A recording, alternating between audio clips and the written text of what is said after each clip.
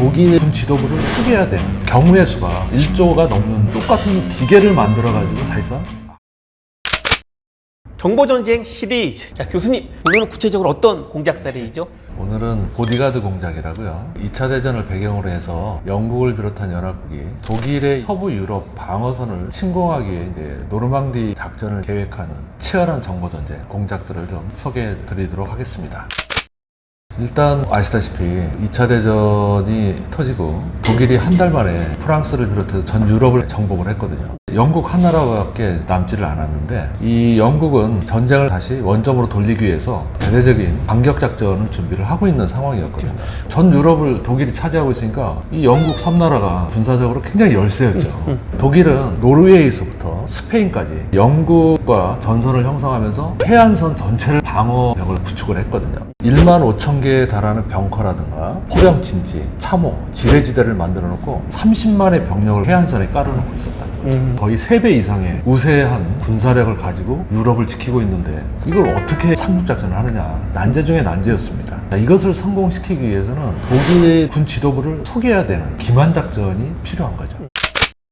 보디가드 공작의 핵심은 기만 공작이거든요. 예. 유럽의 지도를 보시면은 도버 해협이 중간에 있는데요. 도버 해협이 가장 좁아지는 지역이 바로 프랑스 지역에 있는 파드칼레라는 지역명입니다. 독일은 파드칼레를 주 공격 지점으로 잡을 것이다. 그래서 가장 중요한 군사력을 그쪽에 배치를 시켜놓고 있었던 거죠. 결국 주 방어 병력이 파드칼레에 묶여 있게 되는 거고, 노르망디가 주 공격 지점이 아니고 독일군을 유인하기 위한 가짜 공격 지점이다. 그러면 독일군 자체가 이쪽으로 병력을 배치하지 않는다는 거죠. 그러니까 독일로서는 2번의 기만을 당할 수 있는 전략이었거든요.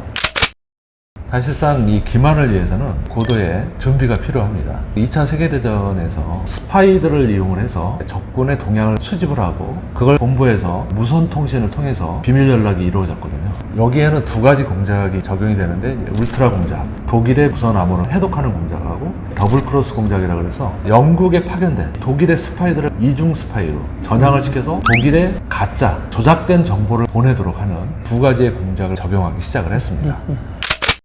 첫 번째 울트라 공작 같은 경우는 영국이 블래철리 파크라는 장소에 암호학교를 운영을 하면서 사실상 말은 암호학교지 실제로는 독일군의 무선 통신을 도청을 해서 암호 해독을 하는 그러한 기관이었거든요. 독일의 에니그마라는 암호기죠. 어떠한 암호를 만들었을 때 그걸 풀 수 있는 경우의 수가 1조가 넘는 그런 너무나 경우의 수가 많아가지고 짜맞추기 해가지고 추측을 하는 그런 방법은 통하지가 않았던 거죠. 그래서 블래철리 파크에 있는 암호학교에 뛰어난 수학자들과 과학자들을 모으기 시작을 했습니다. 그 중에 한 명이 앨런 튜링이죠. 이 친구는 사실상 공학적인 천재적인 능력이 있어서 독일의 에니그마 머신과 똑같은 기계를 만들어내는 거죠. 어떠한 알파벳을 치면은 이것이 어떻게 암호화되고 똑같은 기계를 만들어 가지고 해독하는 그런 방법을 썼다는 거죠. 그래서 이제 이걸 갖다가 독일 최고 사령부에서 사용되는 로렌츠, 하젤린, 일본의 퍼플, JN25 이러한 최고의 암호기들을 해독하기 시작을 한 거죠. 어떻게 보면 보안성을 높이기 위해서 만들었던 기계들이 해독되면서 보안성을 도리어 약화시킨 도구가 돼버린 거죠.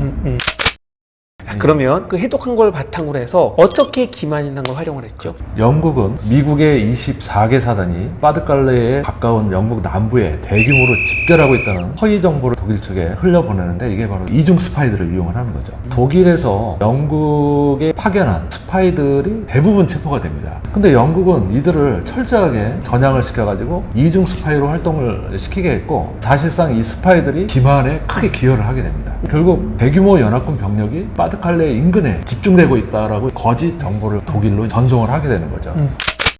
독일 군에서 사용하고 있는 군사 통신을 전부 울트라에서 해독을 하기 때문에 이러한 조작된 정보를 독일에 보냈을 때 독일이 어떻게 움직이고 있는가까지도 파악을 하는 거죠.